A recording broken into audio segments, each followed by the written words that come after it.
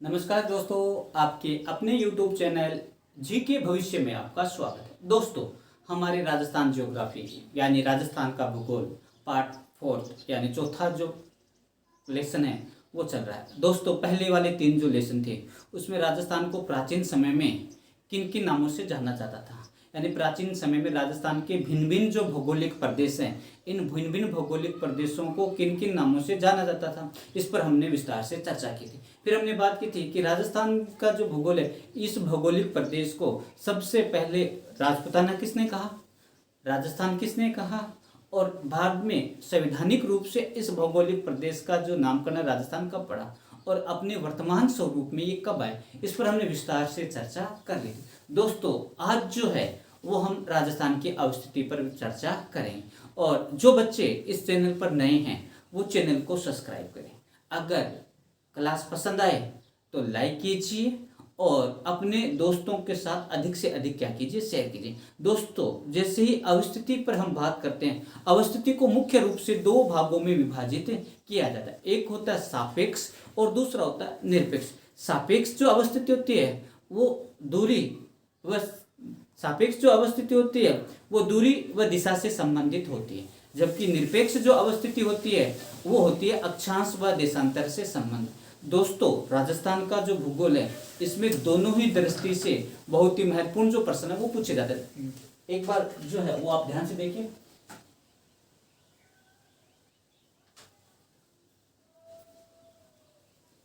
अवस्थिति, और अवस्थिति को हमने 2 भागों में बांट दिया। एक हम कहते हैं सापेक्ष सापेक्ष अवस्थिति और दूसरी है निरपेक्ष अवस्थिति।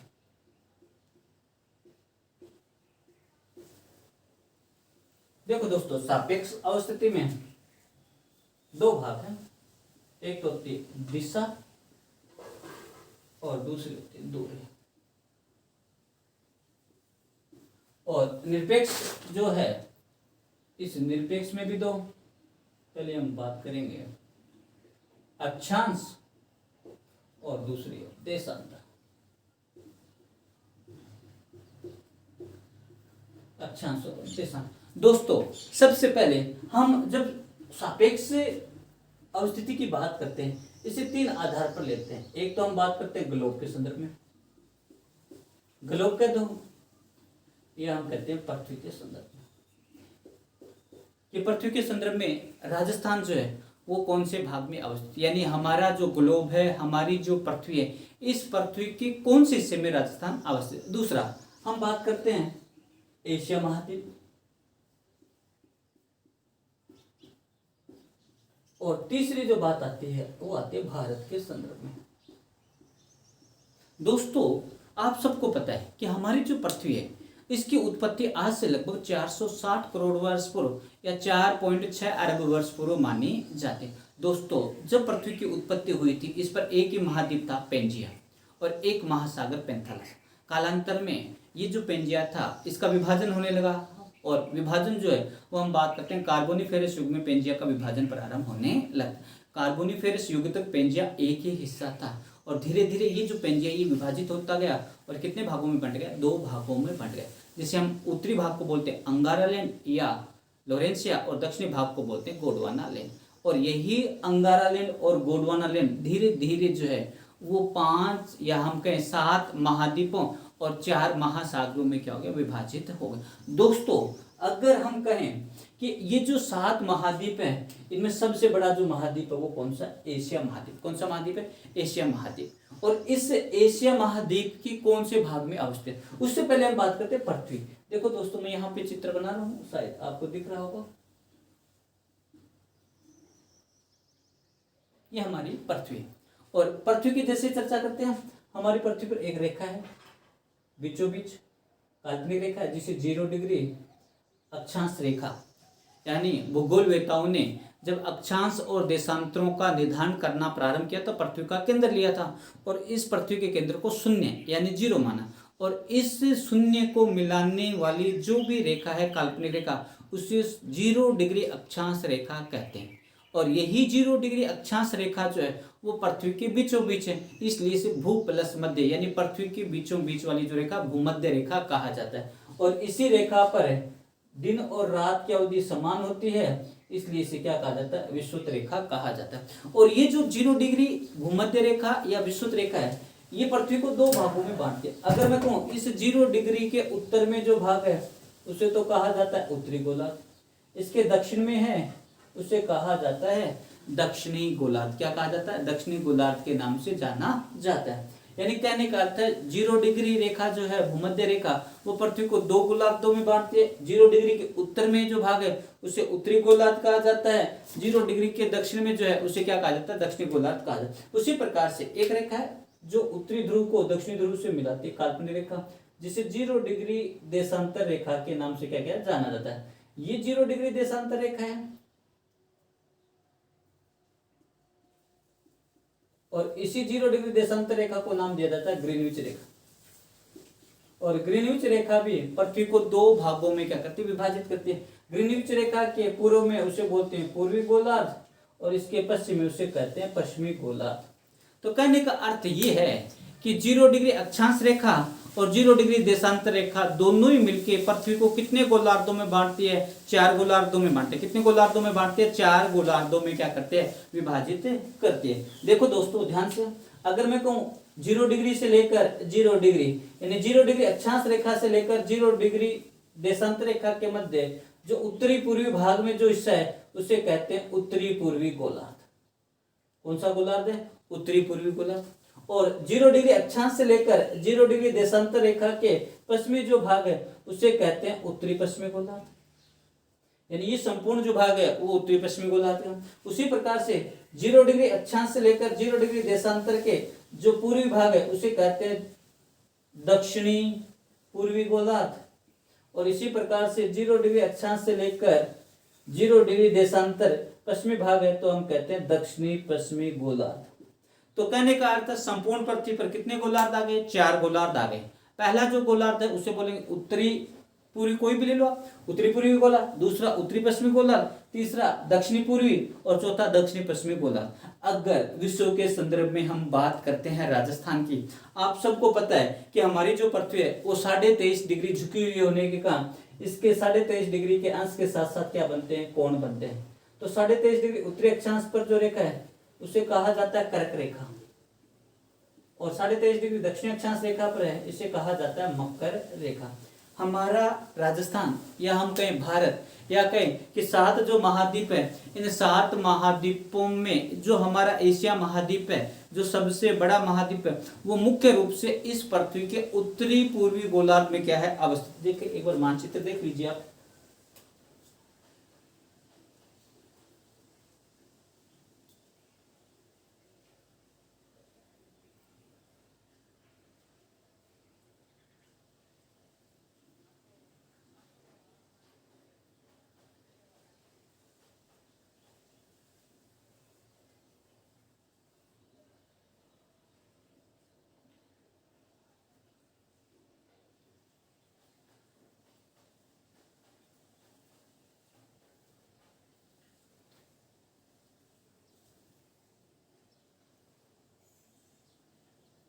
ये हमारा एशिया महाद्वीप है और अगर आपको मानचित्र में दिख रहा है तो एशिया का थोड़ा सा हिस्सा ही जो है एक मात्र जो देश है या हम कहें एशिया महाद्वीप के जो 2 देश हैं वो क्या है, वो किस पर अवस्थित है, वो अवस्थित है विषुवत रेखा पर।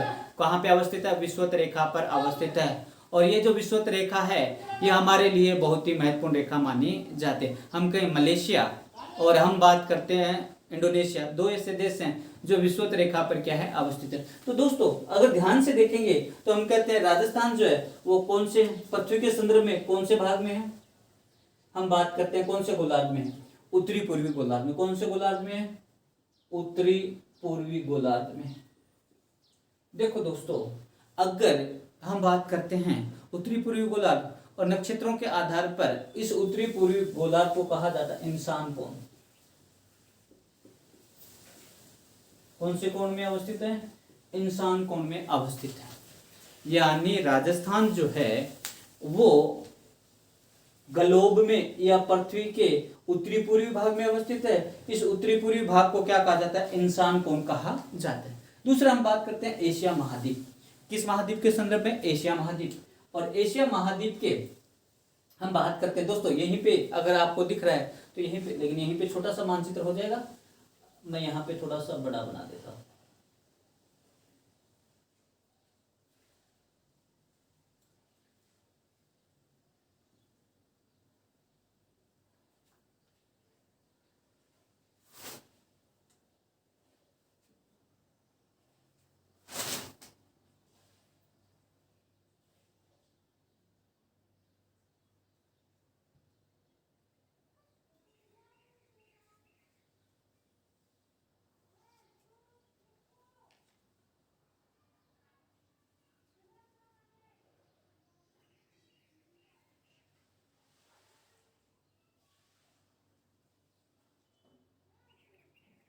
ये देखो दोस्तों, इस प्रकार से अगर हम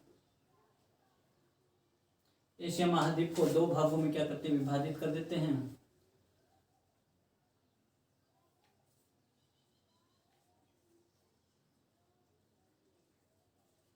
तो ये भाग हो गया उत्तरी भाग, ये दक्षिणी, ये जो भाग है पश्चिमी, और ये भाग है पूर्वी भाग। तो हम कहें इस भाग को बोलेंगे उत्तरी पश्चिमी भाग, इसको बोलेंगे उत्तरी पूर्वी, ये बोलेंगे दक्षिणी पश्चिमी, और ये बोलेंगे दक्षिणी पूर्वी भाग। तो दोस्तों आपको पता है राजस्थान कहाँ पे अवस्थित है? कौन से भाग में अवस्थित है? इस भाग में अवस्थित है। तो हम कहें राजस्थान एशिया महाद्वीप के कौन से भाग में है? दक्षिणी पश्चिमी भाग में अवस्थित है। कौन से भाग में अवस्थित है? दक्षिणी पश्चिमी भाग में अवस्थित है। और दक्षिणी पश्चिमी जो भाग है, इस भाग को नेतृत्व कोण के नाम से क्या किया जाता है? जाना जाता है। यानी नेत्रीय कोण भी कह सकते हो आप। नेतृत्व कोण जो है वो कौन से भाग को कहा जाता है? दक्षिण पश्चिमी भाग को कहा जाता है। क्या कहा जाता है? दक्षिण पश्चिमी भाग को कहा जाता है। तो दो भाग कर लिए हमने कहा राजस्थान जो है वो ग्लोब या पृथ्वी के संदर्भ में कौन से गोलार्ध में है? हम कहते हैं उत्तरी पूर्वी गोलार्ध में। दूसरी हम बात करते हैं एशिया महाद्वीप के कौन से भाग में है? हम कहते हैं दक्षिण, और कौन सा? दक्षिण पश्चिमी भाग में। तीसरी हम बात करते हैं भारत के संदर्भ में। पहले आप स्क्रीनशॉट ले लीजिए, उसके बाद में हम चर्चा करेंगे। ले लिया होगा स्क्रीनशॉट?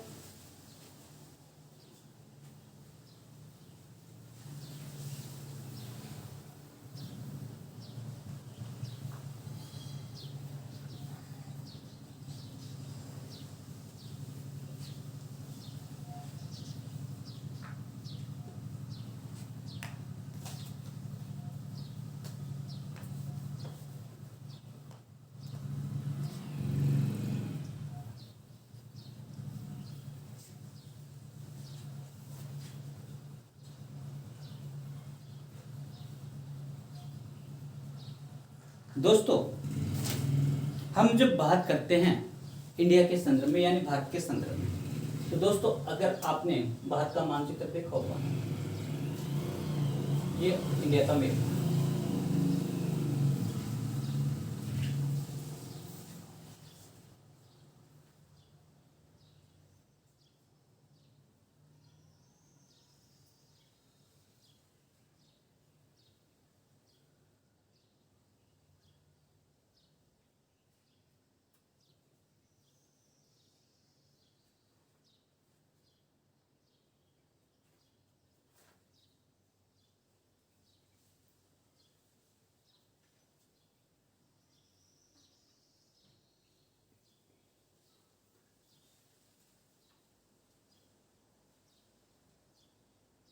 भारत के संदर्भ में जब भी हम चर्चा करते हैं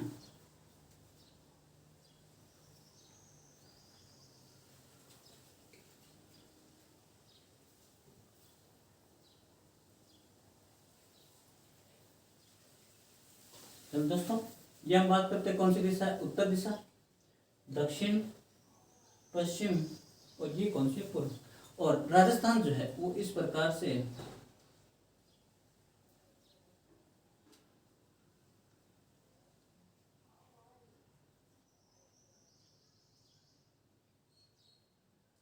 भारत के कौन से भाग में है? उत्तरी पश्चिमी भाग में। कौन से भाग में है? उत्तरी पश्चिमी भाग में।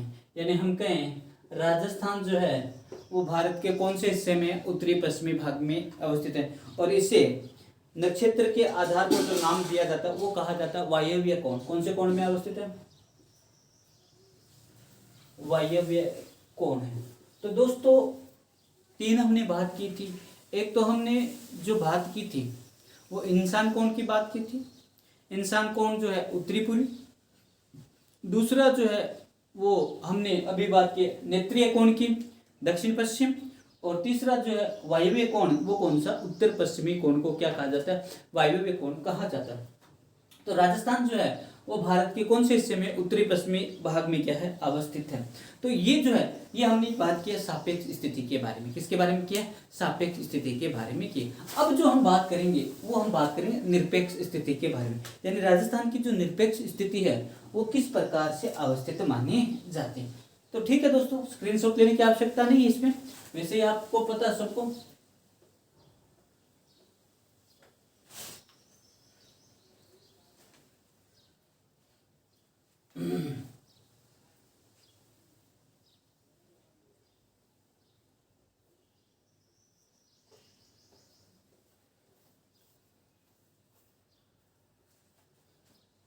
दोस्तों सबसे पहले है जो है हम राजस्थान का मैप बना लेते हैं।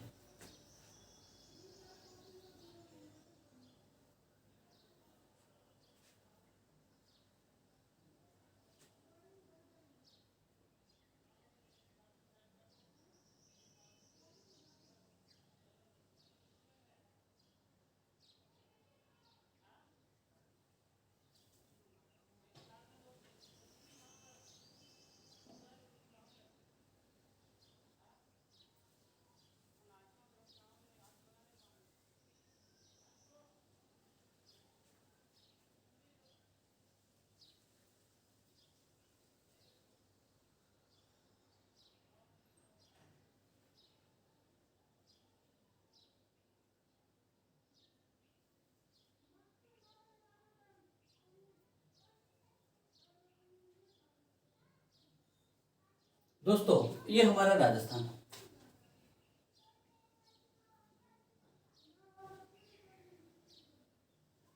राजस्थान और राजस्थान की हमने अभी बात की है। देसी भाषा में हम चर्चा कर लेते हैं कि क्या है राजस्थान की अक्षांशीय स्थिति, उस पर हम क्या करते हैं? विस्तार से चर्चा करते हैं।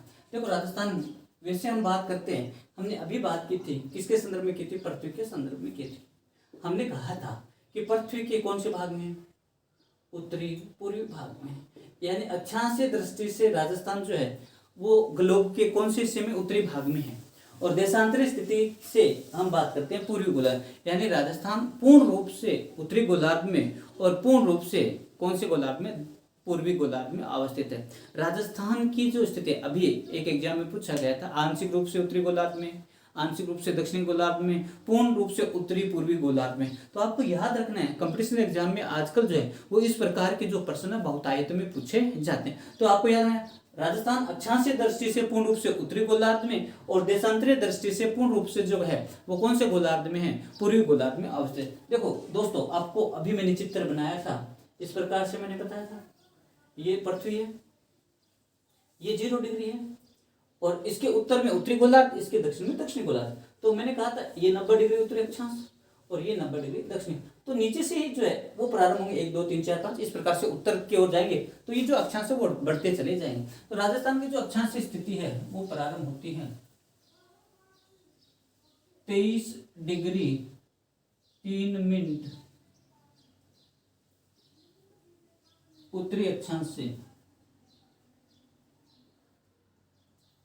30 डिग्री 12 मिनट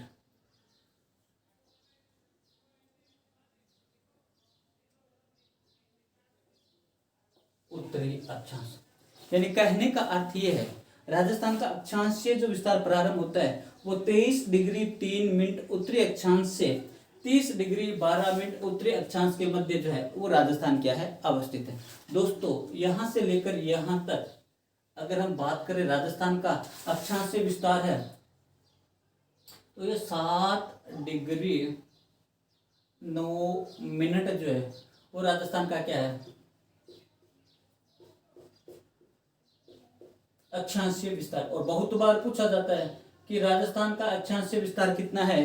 राजस्थान का अक्षांशीय विस्तार जो है वो 23 डिग्री 3 मिनट उत्तरी अक्षांश से 30 डिग्री 12 मिनट उत्तरी अक्षांश के मध्य है। दूसरी कि 23 डिग्री 3 मिनट जो है वो राजस्थान के कौन से स्थान पर है। तो दोस्तों यहाँ पे मैं इस प्रकार से मैं लिख देता हूं,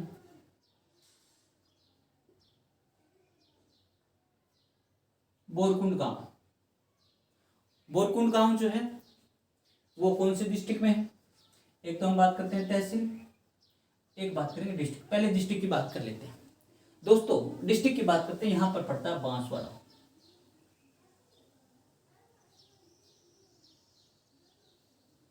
जबकि 23 डिग्री यहां पे जो गांव है वो है कोना गांव। तहसील आपको पता है गंगानगर, और डिस्ट्रिक्ट भी कौन सा है, गंगानगर। देखो यहां पर है बोरकुंडा जो गांव है, वहां पर जो तहसील है वह कुशलगढ़। कौन सी है, कुशलगढ़ तहसील है। तो हम बात करते हैं कि 23 डिग्री 3 मिनट जो राजस्थान का दक्षिणतम बिंदु है, कौन सा है, दक्षिण बिंदु है, ये 23 डिग्री 3 मिनट उत्तरी अक्षांश पर है। और यहाँ पर गांव है बोरकुंड या बोरकुंडा भी कह सकते हो। तहसील किस में पड़ता है, कुशलगढ़ तहसील में पड़ता है। और डिस्ट्रिक्ट कौन सा है, बांसवाड़ा है। कौन सा है, बांसवाड़ा। और राजस्थान का उत्तरतम बिंदु 30 डिग्री 12 मिनट उत्तरी अक्षांश, गांव कौन सा है, कोना गांव है। तहसील कौन सी है, गंगानगर है, श्री गंगानगर कह दो। और डिस्ट्रिक्ट भी कौन सा, श्री गंगानगर डिस्ट्रिक्ट है। और यहां से लेकर यहां तक अक्षांशीय जो विस्तार है वो 7 डिग्री 9 मिनट के मध्य है। और ये जो लंबाई है, ये लंबाई जो है, लंबाई है 826 किलोमीटर। कितनी है, 826 किलोमीटर। यानी मैं कहूं कि अगर यहाँ पे मैं एक सीधी रेखा कोना गांव से इस प्रकार से बोरकुंड गांव तक सीधा रेखा डालें तो कौन सी बनती है, हम बात करते हैं ये लंबाई बनती है 826 किलोमीटर। दूसरी हम बात करते हैं राजस्थान की जो है देशांतरीय विस्तार।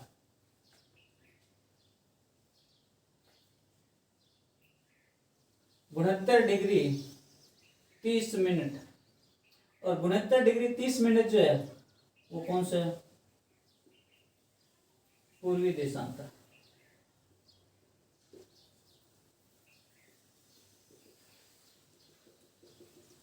और इस प्रकार से हम बात करते हैं 78 डिग्री 17 मिनट, कौन सा है, पूर्वी।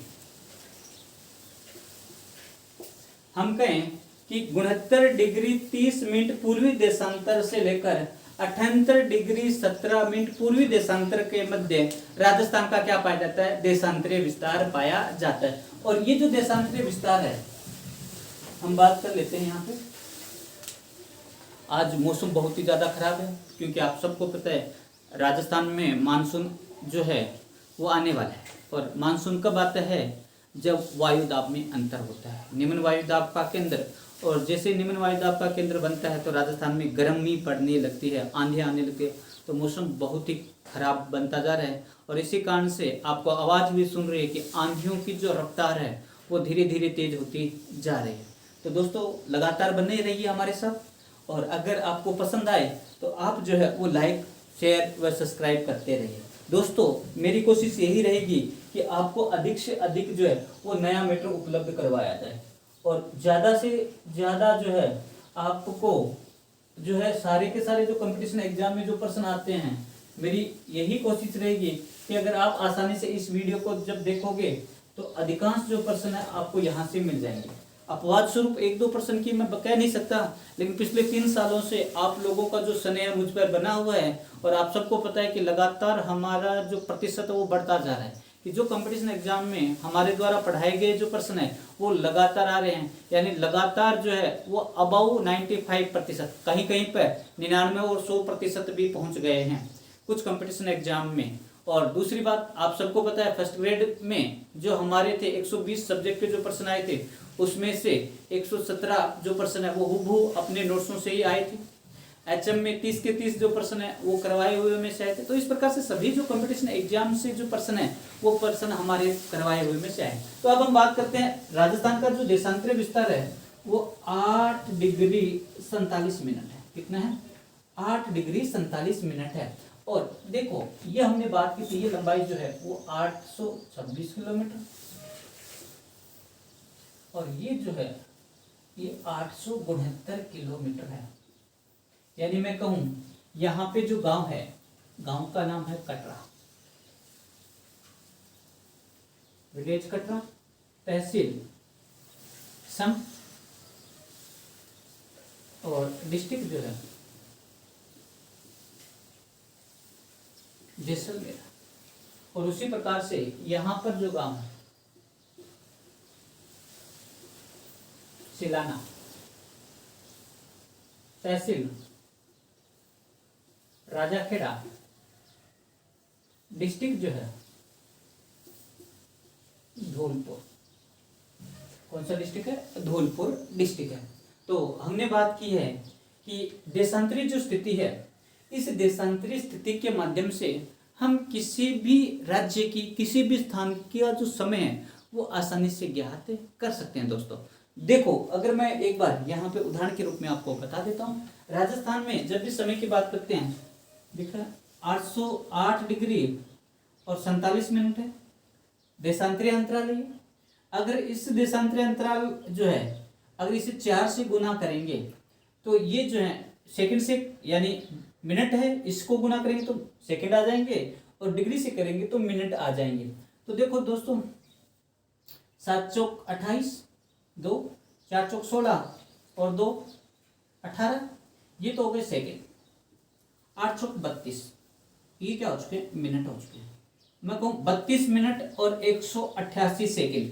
अब 188 सेकेंड है, इसको हमें क्या करना है? मिनट में परिवर्तित करना है। तो मिनट में परिवर्तित करने के लिए 60 से भाग दे देंगे, 3 आएगी, 6 18 और ये 3 मिनट यहाँ पे जोड़ दिया तो टोटल हो गए 35 मिनट और 8 सेकेंड। पूरे राजस्थान में हम बात करते हैं, कहाँ से?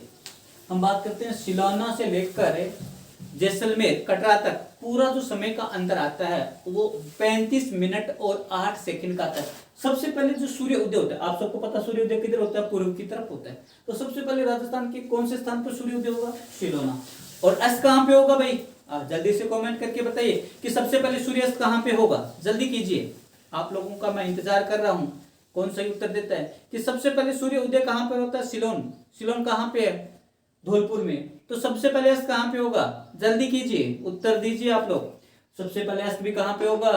सिलाना में होगा। और सबसे बाद में सूर्योदय और सबसे बाद में सूर्य अस्त जो है वो कहाँ पे होता है? कटरा गांव में होता है। कहाँ पे होता है? कटरा गांव में होता है।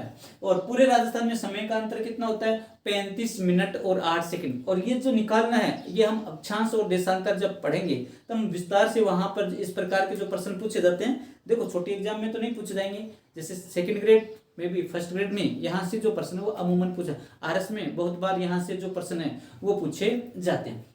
दोस्तों ये हमने जो बात की थी कि राजस्थान का अक्षांश से और देशांतरीय विस्तार क्या है, कहाँ से है? 23 डिग्री 3 मिनट उत्तरी अक्षांश से 30 डिग्री 12 मिनट उत्तरी अक्षांश के मध्य, 69 डिग्री 30 मिनट से लेकर 78 डिग्री 17 मिनट पूर्वी देशांतर के मध्य राजस्थान विस्तृत।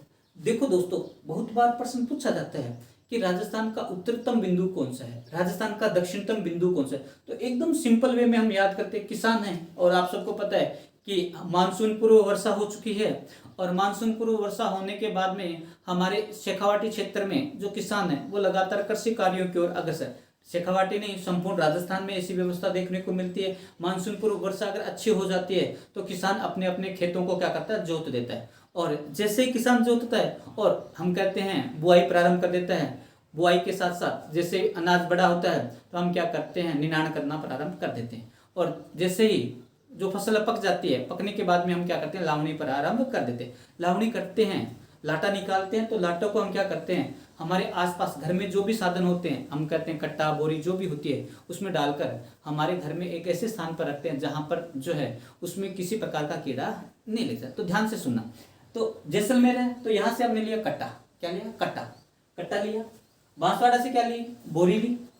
दोनों में नाच भर दिया, नाच भरकर क्या कर दिया, सील देते हैं, और सील के क्या करते हैं, कोने में रख देते हैं। कहाँ पर रखते हैं, कोने में रख देते हैं। और आपको पता कोना गांव कहाँ पे है, श्री गंगानगर, और इसीलिए श्री गंगानगर में रखा अनाज, तो हम कहते हैं कि गंगानगर को क्या कहा जाता है, अन्न का भंडार कहा जाता है। एकदम सिंपल, कट्टा लिया, बोरी ली, दोनों को सील दिया, सील के कहाँ पे रख दिया, कोना में। और गंगानगर का जो गंगानगर जिला है उसे क्या कहा जाता है, राजस्थान का अन्न का भंडार। क्यों, क्योंकि हम लोगों ने वहां पर क्या रखा, हमारा अनाज रखा है, और इसीलिए हम उसे क्या कहते हैं, अन्न का भंडार कहते हैं। अब दोस्तों एक बहुत ही इंपॉर्टेंट प्रश्न बनता है, ध्यान से सुनिए। अगर मैं कहूं कि ये जो दिशा है उत्तर पूर्व, और इस प्रकार से उत्तर पूर्व दिशा से, ये कौन सी है, उत्तर, और ये पूर्व, उत्तर पूर्व दिशा से अगर एक हम इस प्रकार से,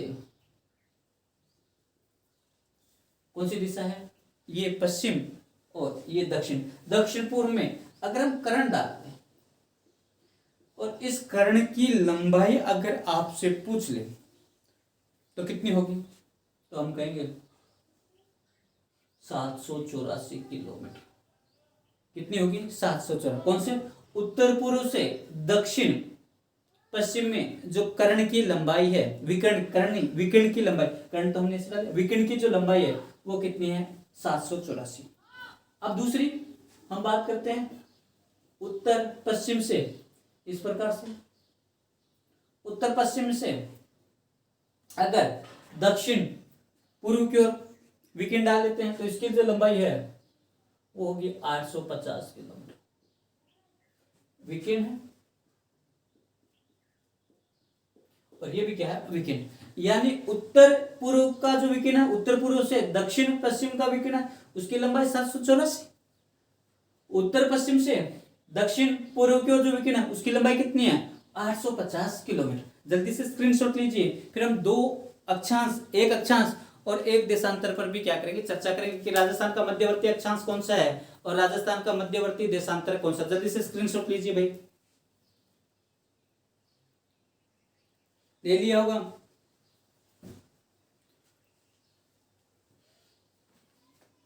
देखो दोस्तों, इधर से आए 23 डिग्री से प्रारंभ करेंगे, ये कौन, 23 डिग्री से लेकर 30 डिग्री 12 मिनट अगर इस प्रकार से चलते हैं, तो इनमें राजस्थान का मध्यवर्ती अक्षांश कौन सा होगा।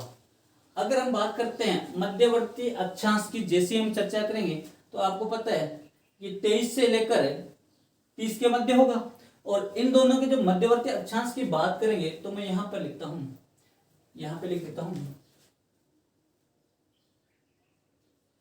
एक तो 26 डिग्री और 37 मिनट उत्तरी अक्षांश जो है ये राजस्थान का मध्यवर्ती अक्षांश माना जाता है। 26 डिग्री 37 मिनट जो अक्षांश है वो राजस्थान का मध्यवर्ती अक्षांश माना जाता है। और जबकि देशांतर की बात करेंगे, तो देशांतर की हम जैसे बात करते हैं, देखो देशांतर की बात करते हैं किधर है, 69 डिग्री 30 मिनट से लेकर 78 डिग्री 17 मिनट इनके बीच वाला होगा। और बीच वाले जैसे ही बात करते हैं 74 डिग्री 17 मिनट जो है पूर्वी देशांतर,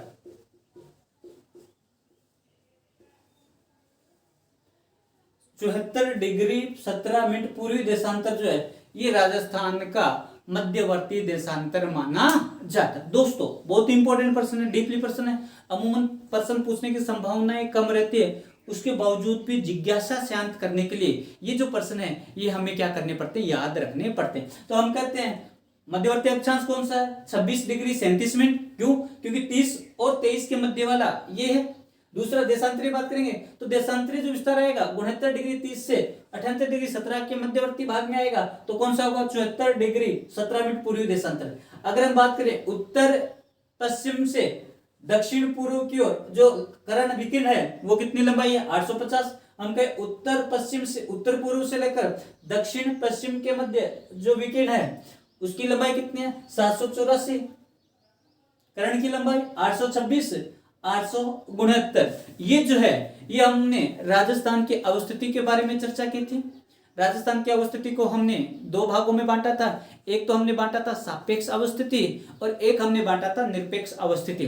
तो हमने विस्तार से चर्चा की है दोस्तों, और मेरी जहां तक कोशिश थी डीप से डीपली कहीं से भी अगर प्रश्न उठाएगा तो वो इन्हीं में से उठाएगा। इसके अलावा जो प्रश्न पूछने की संभावना होती है वो बहुत ही कम होती है। तो दोस्तों अगर आपको समझ में आ गया है तो वीडियो को लाइक जरूर कीजिए।